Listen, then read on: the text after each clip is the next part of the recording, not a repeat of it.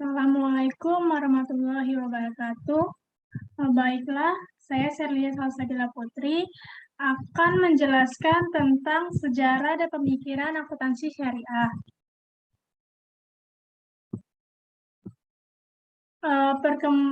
Perkembangan awal akuntansi syariah yaitu perkembangan akuntansi dengan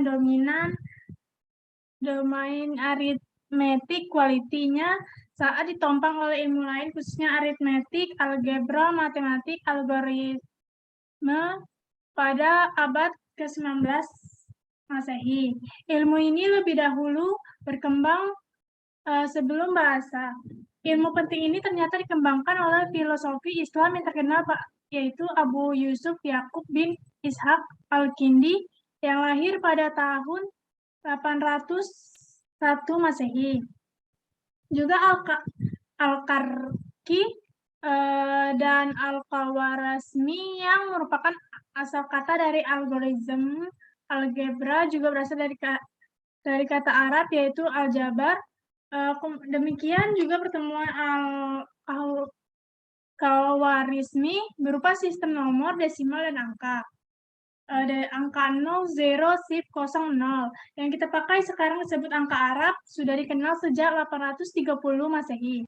Yang sudah diakui oleh Hendrickson, penulis buku Accounting Theory, merupakan sumbangan Arab Islam terhadap akuntansi.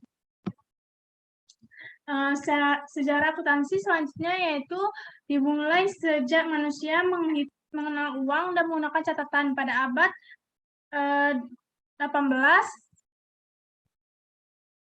14 perhitungan rugi laba telah dilakukan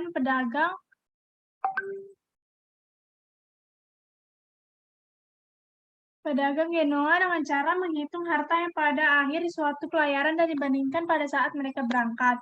Tonggak sejarah akuntansi dimulai pada tahun 1994 pada saat Lucas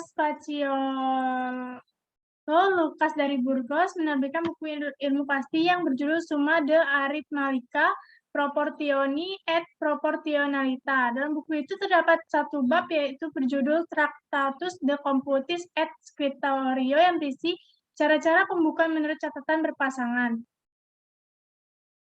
Kemudian perkembangan akuntansi syariah. Telah menjadi tradisi bahwa bahasa Arab merupakan perjalanan kapal perdagangan yaitu musim dingin ke musim panas, ke Asyam, Syariah, Lebanon, Jordania, Palestina, dan Israel. Dan akhirnya perdagangan tersebut berkembang hingga bangsa Eropa, terutama setelah penaklukan Mekah dalam perkembangannya selanjutnya yaitu ketika ada kewajiban zakat dan pajak pertanian dan muslim, dan perluasan wilayah hingga munculnya pajak perlindungan dari non-muslim. Selanjutnya dan karat yaitu pajak hasil pertanian non-muslim. Maka dari itu Rasulullah mendirikan Baitul Mal pada abad ke-7. Konsep ini cukup maju pada zaman tersebut, di mana seluruh penerimaan dikumpulkan secara terpisah dengan pemimpin negara dan baru akan dikeluarkan untuk kepentingan negara.